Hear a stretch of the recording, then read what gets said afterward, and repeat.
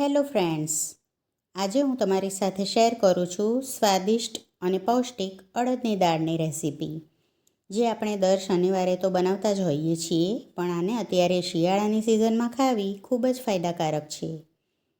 અને આની ઉપર આપણે એક મસ્ત મજાનો લસણનો તડકો પણ કરીશું, જેથી આ ખાવામાં વધારે સ્વાદિષ્ટ લાગે છે.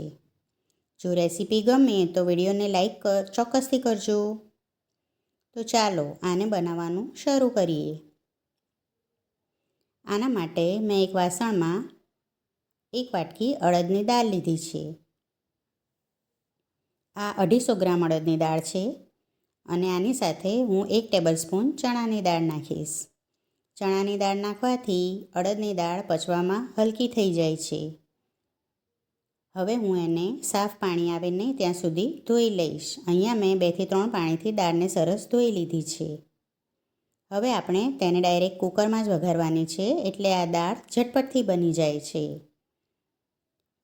હવે એક કુકર લઈ અને મેં તેમાં 1 ટેબલસ્પૂન તેલ મૂક્યું છે અને તેમાં 1 ટીસ્પૂન રાઈ નાખી છે. રાઈ ફૂટી જાય પછી 1 ટીસ્પૂન જીરું નાખ્યું છે. જીરું ખીલે પછી 1 લાલ સૂકું મરચું નાખ્યું છે અને હિંગ નાખી છે. અડધી ટીસ્પૂન હળદર નાખી છે. હવે તેમાં 1 મોટું સમારેલું ટામેટું નાખ્યું છે.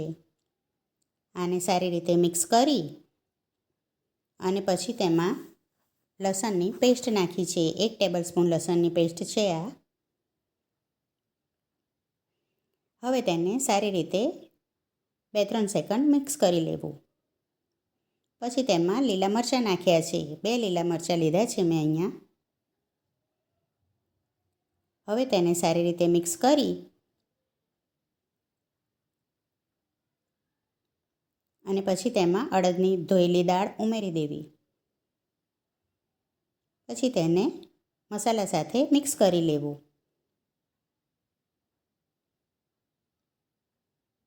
અત્યારે શિયાળામાં આ અડદની દાળ ખાવાની ખૂબ જ મજા આવે છે. હવે તેમાં 1 ટેબલસ્પૂન લાલ મરચું પાવડર નાખ્યો છે અને 1 ટીસ્પૂન ધાણા જીરું પાવડર નાખ્યો છે. હવે બધું સારી રીતે મિક્સ કરી લેવું, એટલે દાળ મસાલા સાથે કોટ થઈ જશે. અહીંયા મેં 1 ગ્લાસ પાણી ઉમેરી દીધું હતું અને 1 ગ્લાસ પાણી બીજું ઉમેર્યું છે. 2 ગ્લાસ પાણી નાખ્યું છે અને સ્વાદ પ્રમાણે મીઠું નાખ્યું છે.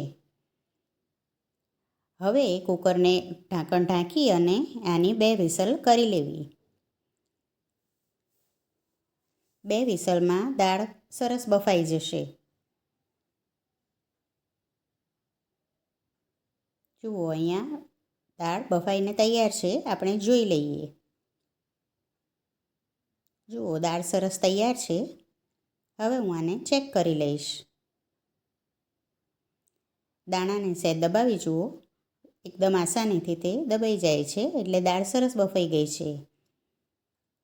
હવે આની અંદર હું ઝેરણી ફેરવી લઈશ, એટલે દાળ અને પાણી જે અલગ છે એ એકદમ એકરસ થઈ જશે. થોડીક વાર ઝેરણી આમાં ચલાવી લેવી. હવે આપણી દાળ એકદમ સરસ તૈયાર છે. જુઓ, એકદમ એકરસ થઈ ગઈ છે. પાણીનું માપ એકદમ બરાબર છે. હવે આમાં હું કોથમીર નાખી દઈશ. હવે આ દાળ ખાવા માટે તૈયાર છે, પણ આની ઉપર હું એક લસણનો તડકો કરું છું. તેના માટે એક વઘારિયામાં 1 ટીસ્પૂન તેલ લીધું છે. તેલ ગરમ થાય એટલે અહીંયા મેં 3 લસણની કળીને આવી રીતે સમારી લીધી છે. હવે એને હું થોડીક વાર થવા દઈશ.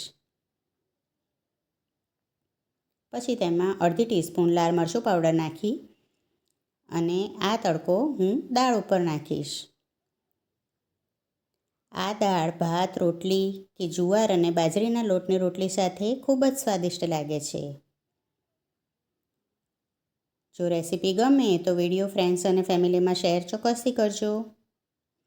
અને આવી નવી નવી રેસીપી જોવા માટે ચેનલ સાથે જોડાયેલા રહેજો. અને ચેનલને સબસ્ક્રાઈબ કરવાનું પણ ના ભૂલતા. આવજો.